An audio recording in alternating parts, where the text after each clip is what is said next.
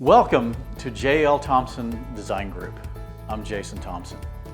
Over the past 2 decades, we have helped many clients achieve their vision of their new home. One question we often get asked is, what is the process of designing a new home? In this video, we're going to cover that in some details of how we go about the home design process. The beginning of every new home design and making sure everything gets started correctly is very important to the final outcome. One of the most critical elements of designing a home is making sure it fits your property and your location. Each new home has its own unique challenges, such as each location is slightly different from the next. The process of meeting these unique challenges often begins even before the client has committed to hire us as their design team. And that looks like us meeting the client at the property and evaluating the slope of the land, where the sun is at, and those type of challenges.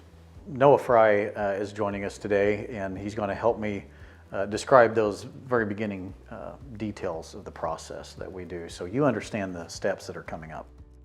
That's right, Jason. So getting that first-hand understanding of where you're going to be building is so critical. For instance, one of the many things we look for when visiting a new client's property is where the sun will be setting and how that relates to things like their back patio, where they might be entertaining guests on an evening. That way, as we design the home, we can cater it specifically to the land around you. Exactly. We want to get to know you as a client and understand your lifestyle, as well as your specific needs. Another reason we love to meet at your land is so we can understand the slope of the ground that you're building on. Noah, can you explain a bit more about that? Sure. With almost every home design, one of the things we're going to ask you as the client to do is to get a topographical survey. A surveyor will take real-world measurements of the ground, the slope, things like that. Then we can take that data and enter it into our program so that when we go to draw your new home, we can set it on your property and see how it's fitting into the land around it. This is one aspect of our design process that we love doing, but it's not just loving it as in it's really fun to do, it's also very practical. Because once we have that data entered into our 3D software, we can actually look and take a picture, if you will, of what your home will look like there on your property. This allows us to even see things like the outdoor area that you plan to entertain guests. You know, how is it interacting with the ground? Is there, a hill that's coming up behind it and we need a little low retaining wall, or is it actually falling off of the hill and we need a taller retaining wall? At that point, we can make real-world adjustments to meet the idea that you might have in your mind of how you want it to look. Which brings us to our next point.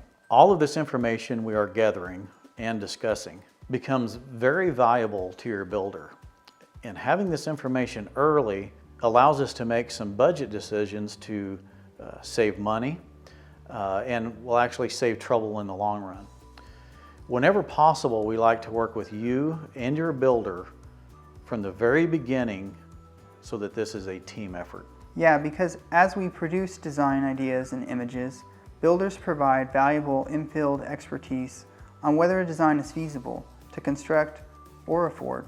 So in the long term, it will benefit you as the client to have both the professional experience we have from years in the business and the experience the builder has as well. This way we get an early start on problem solving in the design process. Excellent point, Noah. So today we have covered the beginning steps of the home design process.